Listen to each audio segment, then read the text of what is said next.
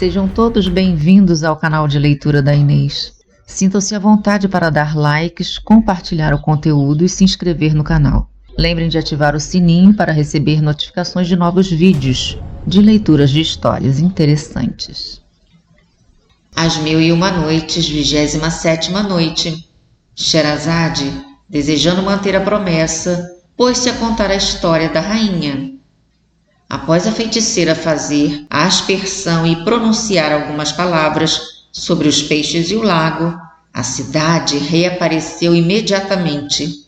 Os peixes voltaram a ser homens, mulheres e crianças, muçulmanos, cristãos, persas e judeus, homens livres e escravos. Todos retomaram sua forma natural. As casas e as lojas encheram-se em tardança dos seus habitantes, os quais acharam tudo na mesma situação e na mesma ordem de antes do encantamento. O grande séquito do sultão, acompanhado na praça, ficou boquiaberto ao ver-se de repente no meio de uma cidade bela, enorme e populosa. A feiticeira, após realizar tão maravilhosa mágica, correu ao Palácio das Lágrimas a fim de recolher o fruto do seu ato. Meu caro amo, exclamou, venho regozijar-me contigo pela recuperação da tua saúde. Fiz tudo quanto exigiste de mim. Levanta-te, pois, e dá-me a mão. Aproxima-te, pediu-lhe o sultão, imitando sempre a linhagem dos indianos. Ela se aproximou. Não é o bastante. Aproxima-te mais. A rainha obedeceu. E então ele se levantou e agarrou-a pelo braço tão repentinamente que ela não teve tempo de evitá-lo e com um golpe do seu sabre cortou-lhe o corpo em 2 pedaços que caíram um ao lado do outro. Feito isso, abandonou o cadáver e, saindo do Palácio das Lágrimas, foi ao encontro do rei das Ilhas Negras, que o aguardava com impaciência. Nobre, disse-lhe abraçando-o, rejubilai-vos, já nada mais tendes que temer. A vossa cruel inimiga deixou de existir.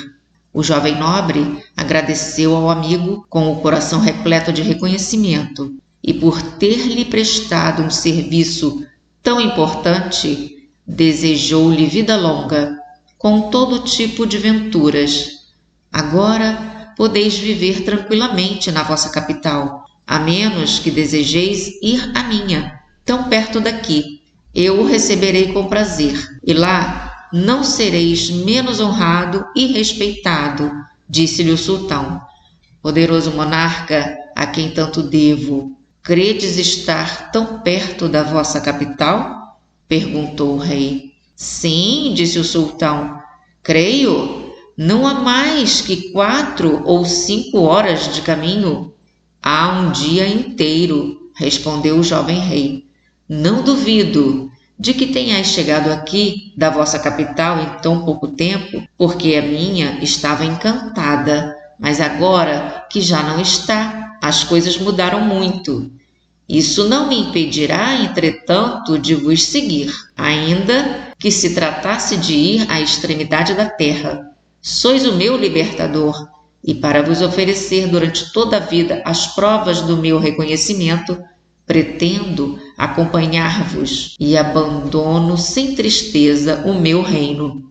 O sultão ficou extraordinariamente surpreso em saber que tão longe se encontrava dos seus estados, não compreendendo como podia ser aquilo. Mas o jovem rei das Ilhas Negras o convenceu tão bem da possibilidade que suas dúvidas se dissiparam.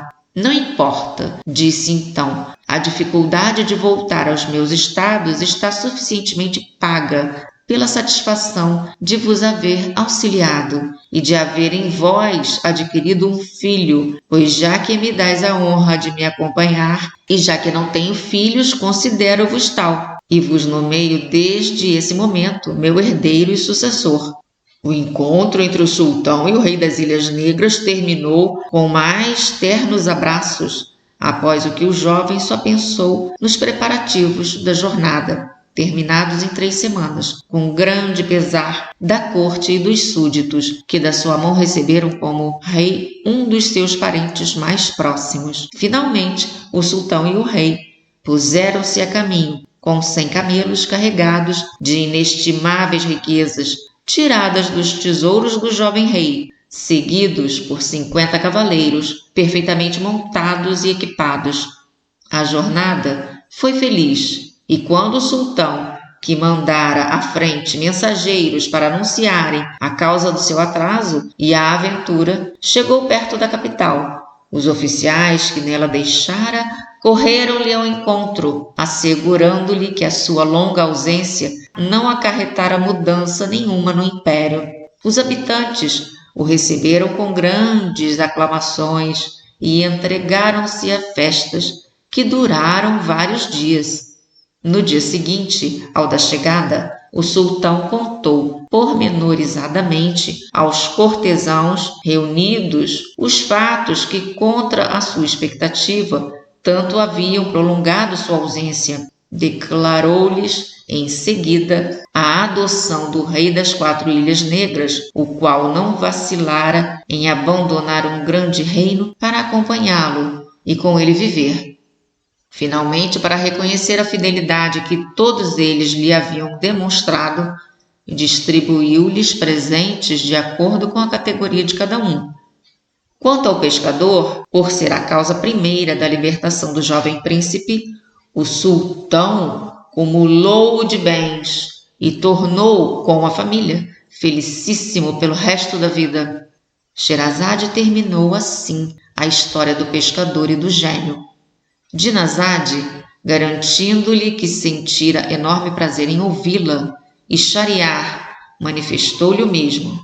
Sherazade disse-lhe então que sabia outra mais linda e que, se o sultão lhe permitisse viver, a narraria no dia seguinte. Shahriar, lembrando-se do adiantamento de 1 mês que lhe havia concedido, e curioso também por saber se a nova história seria tão interessante, levantou-se com a intenção de a ouvir na noite seguinte.